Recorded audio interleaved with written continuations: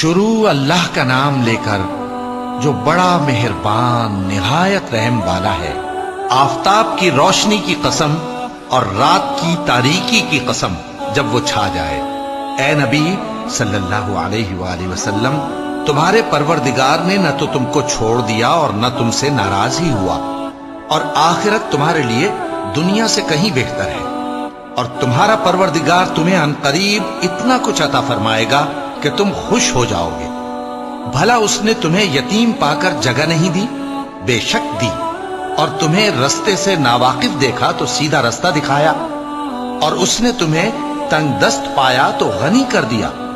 تو تم بھی یتیم پر ستم نہ کرنا اور مانگنے والے کو جھڑکی نہ دینا، اور اپنے پروردگار کی نعمت یعنی وحی کا بیان کرتے رہنا۔